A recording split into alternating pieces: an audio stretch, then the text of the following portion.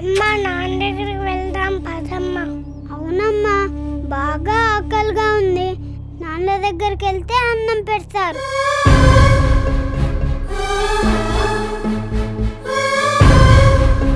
పిల్లల మీద మాకు లేని ప్రేమ నీకెందుకురా? వీళ్ళు నీకు కాని పుట్టారా? వీళ్ళు నీకు కాని పుట్టారా? వీళ్ళు నీకు కాని పుట్టారా? వీళ్ళు నీకు కాని పుట్టారా? నువ్వు మీ అన్నయ్యని కలిసినా, నీ కష్టాల గురించి ఆయనకి చెప్పినా మీ అన్నయ్య చచ్చినంత ఒట్టే, చచ్చినంత ఒట్టే, చచ్చినంత ఒట్టే, చచ్చినంత ఒట్టే.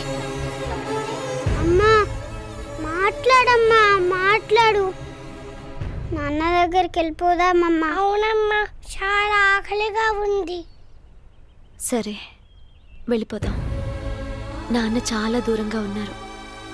పక్కనే తాతయ్య ఇల్లుంది. అక్కడికి వెళ్తే మీకు కడుపు నిండా అన్నం పెడతారు. అక్కడ మనల్ని ఎవ్వరూ కొట్టారు కదమ్మా. కొట్టేవాళ్ళు, తిట్టేవాళ్ళు అక్కడెవ్వరూ లేరు. అయితే వెళ్దాం పదమ్మా. మ్మ్.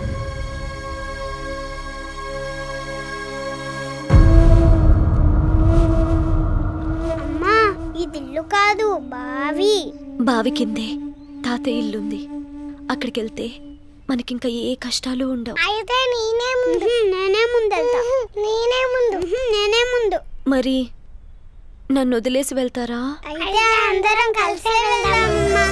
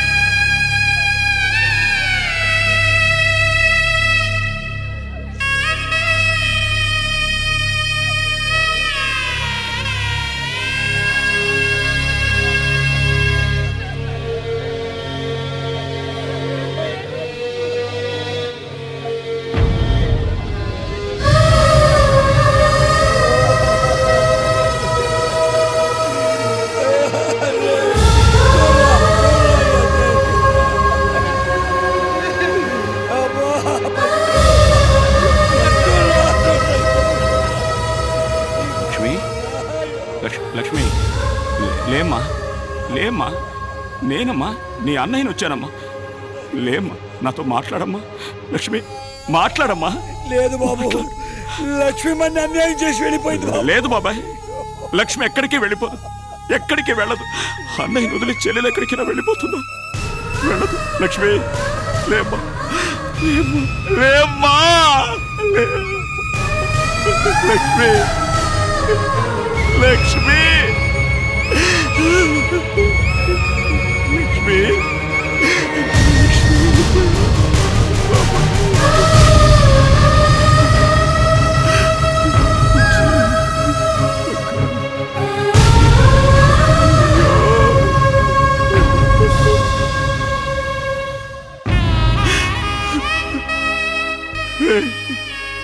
బుజ్జి బుజ్జి బంగారం మీ మావయ్య వచ్చారు, మీ మావయ్య వచ్చారు, లేవట్రా లేమ్మా బుజ్జి లేవు, మీ కడుపు నిండా అన్నం పెడతాను, లేవట్రా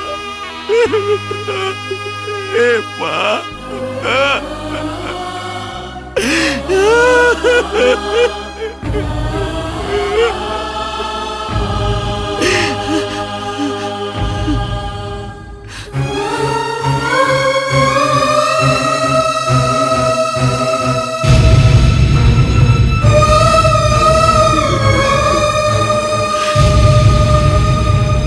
ఈ ప్రపంచంలో ఎక్కడికి వెళ్ళినా కూడా పుట్టినరోజున అన్నయ్య దగ్గరికి వచ్చి గోరింటాకు పెట్టించుకుంటాను. అన్నయ్య నాకు గోరింటాకు పెట్టకపోయినా, నేను అన్నయ్యకి రాఖీ కట్టకపోయినా అదే నా ఆఖరి పుట్టినరోజు అవుతుంది. లక్ష్మి,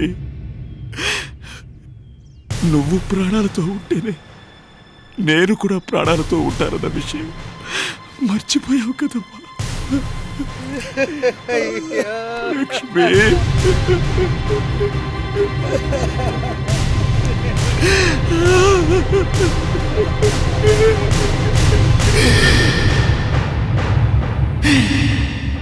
అన్నా బాబు బాబు అన్నా బాబు అయ్యో బాబు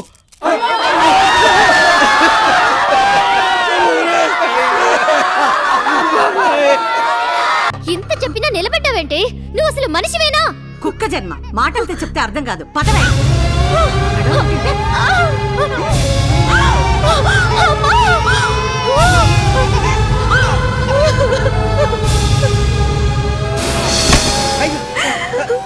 లక్ష్మమ్మ, ఏంటమ్మా ఇది? ఈ చేతులతో నువ్వు ఎంతమందికి అన్నం పెట్టలేదమ్మా. అలాంటిది నా పిల్లలకి ఆకలిగా ఉంది, అన్నం పెట్టని నీ చేతి అడుకుంటున్నావా? అసలు ఆ ముసలి ఇంట్లో అడుగు పెట్టిన దగ్గర ఇంటికి శని పట్టిందమ్మా. అమ్మా లక్ష్మమ్మ, మా ఇంటికి వెళ్దామమ్మా, నేను పెడతానమ్మా అన్నం. దానన్న బంగారి రారా, నేనున్నాను రా.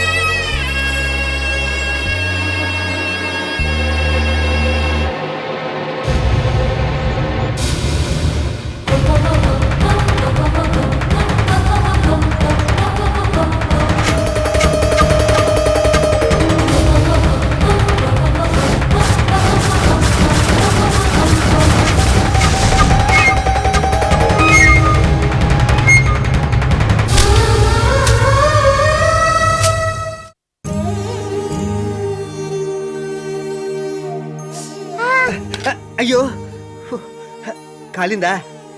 నా బంగారమే, నేను తినిపించను నాన్న.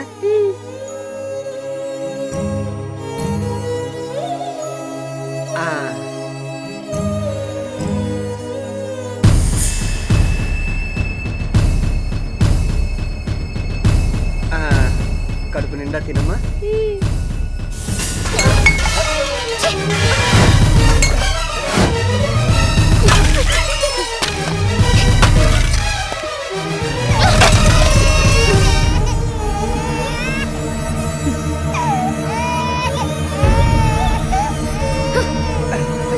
ఏంటమ్మా ఇది? ఏంట్రా, నేను సుమంగలిగా ఉండడం నీకు ఇష్టం లేదా? దీన్ని తెచ్చి ఇంట్లో పెట్టుకున్నావు ఏంటి? నీ మొగుడు జైల్లో ఉన్నా పర్వాలేదు, మీ అన్నయ్య చచ్చినా పర్వాలేదు, నీకు నీ పిల్లలకు మెక్కడానికి తిండి కావాల్సిందా? పిల్లలు ఆకలి ఆకలి అంటుంటే చూడలేక నేనే తీసుకొచ్చానమ్మా. పిల్లల మీద మాకు లేని ప్రేమ నీకెందుకురా? వీళ్ళు నీకు గాని పుట్టారా? లేక పిల్లలు పుట్టాక దీన్ని ఉంచుకున్నావా?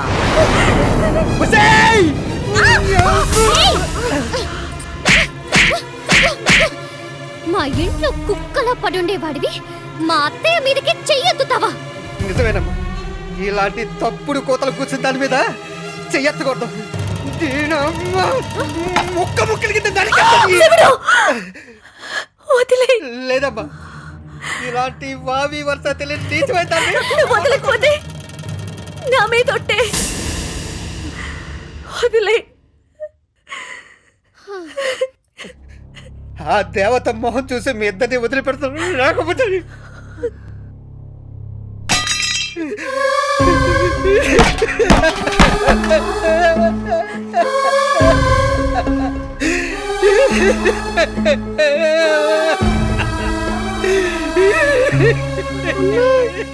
అన్నమొద్దు ఏమొద్దు, వెళ్దాం పదమ్మా. పదన్నా.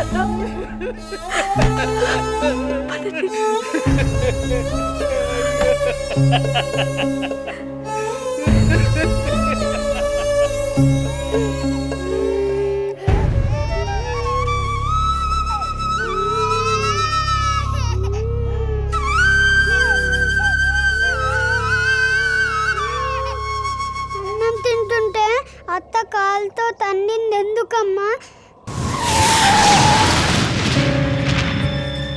నందు, మీ ఆయన వచ్చినట్టున్నాడు. లక్ష్మి, అమ్మా లక్ష్మి, లక్ష్మి, లక్ష్మి వచ్చిందా? వచ్చింది. వచ్చింది మన ఇంటికి కాదు, మన కోసము కాదు బాబు. శివాజీ ఇంట్లో ఉందని తెలిసి తీసుకొద్దామని వెళ్ళాం. పిల్లలు బయట ఆడుకుంటున్నారు. లోపల శివాజీ మీ చెల్లెలు గారు సరసాలు ఆడుకుంటున్నారు. ఏయ్! నిన్ను! ఏయ్!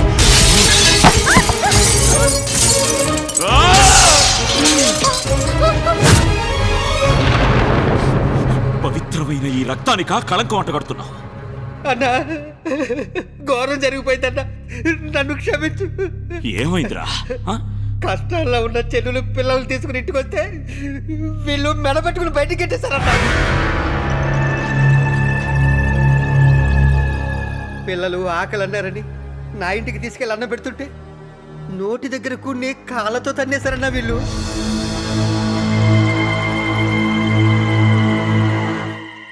ఏ ఆడపిల్లకి కష్టం వచ్చినా దేవుడు గుర్తుకురాడు, పుట్టిల్లే గుర్తుకొస్తుంది.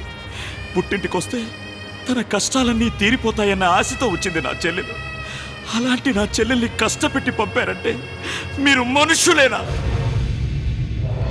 ఆకలి ఆకలి అన్న పసివాళ్లకు ఒక ముద్ద పెట్టకపోగా వాళ్ళు తింటున్న కంచాన్ని తన్నేసావంటే నువ్వు అసలు ఆడదానివేనా? ఎందుకే నా చెల్లెలి మీద అంత కక్ష పెంచుకున్నావు? నీకే అన్యాయం చేసింది? దిక్కు ముక్కు లేని నీకు నా ఫ్యాక్టరీలో ఉద్యోగం ఇప్పించింది, అత్తప్ప. అంతస్తుల గురించి కూడా ఆలోచించకుండా నిన్ను ఇంటికి మహారాణ్ణి చేసింది, అత్తప్ప. నువ్వు తింటున్న తిండి, కట్టుకుంటున్న బట్ట, బతుకుతున్న బతుకు అన్నీ నా చెల్లెలి పెట్టిన భిక్ష. భిక్ష కాదు, శిక్ష. మీరేం చేసినా చూస్తూ ఊరుకుంటానని పేదదాన్నైన నన్ను ఈ ఇంటికి కోడలి చేసింది మీ చెల్లి. లక్షలు తనకు దోచి పెడుతున్నా నోరెత్తకుండా పడుంటాననే నన్ను ఇంటికి మహారాణి చేసింది మీ చెల్లి. నోర్మోయ్, చేసిన మంచిలో కూడా చెడును వెతికే నీలాంటి వాళ్ళు ఎదుటి వాళ్ళ గొప్పతనం ఎప్పటికీ తెలుసుకోలేరు. తెలుసుకోవాల్సింది మీరు. చెల్లెలొకటే జీవితం కాదు, పెళ్ళాం కూడా జీవితంలో భాగమని. చెల్లెలకి పిల్లలుంటే సరిపోదు, మనకు కూడా పిల్లలు ఉండాలని తెలుసుకోవాల్సింది మీరు. తెలుసు, అన్నీ తెలుసు. నీ కబార్షన్ అవ్వడానికి, నీ గర్భసంచి తీసేయడానికి కారణం నీ అత్త కాని అత్తయ్యని కూడా బాగా తెలుసు.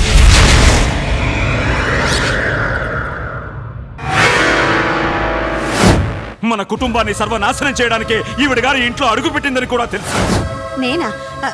నేనెందుకు అలా చేస్తాను? మాట్లాడకు. మాకింత ద్రోహం చేసినా నిన్నెందుకు వదిలేస్తున్నానో తెలుసా? ఆడదానివి, అమ్మంత వయసున్న దానివి అన్న గౌరవంతో. ఇలాంటి వాళ్ళ చెప్పుడు మాటలు వింటూ ఉంటే జీవితాంతం ఇలాగే ఏడవాల్సి వస్తుంది. నీకో విషయం తెలుసా? పెళ్ళాన్ని ప్రేమించే ప్రతివాడు చెల్లెల్ని ప్రేమిస్తాడో లేదో తెలియదు, కానీ చెల్లెల్ని ప్రేమించే ప్రతివాడు ఖచ్చితంగా పెళ్ళాన్ని ప్రేమించే తీరుతాడు. ఎందుకో తెలుసా? అత్తింట్లో తన చెల్లెలు ఎంత సంతోషంగా ఉండాలని కోరుకుంటాడో తనింటికొచ్చిన ఆడపిల్ల కూడా అంతే సంతోషంగా ఉండాలని కోరుకుంటాడు. కాబట్టి నా చెల్లెలికి ఏ ప్రేమనైతే నువ్వు దూరం చేశావో ఆ ప్రేమ నీకెప్పటికీ దక్కదు. నా చెల్లెలి కష్టం తీర్చలేని ఈ ఆస్తి, ఈ అంతస్తు ఏది ఏది నాకొద్దు.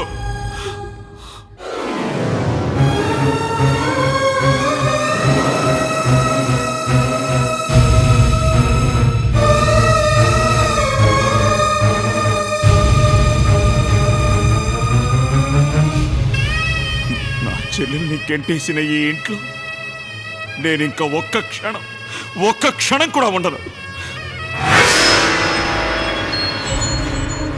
నా చెల్లెలకి ఏదైనా జరిగిందో చంపేస్తా.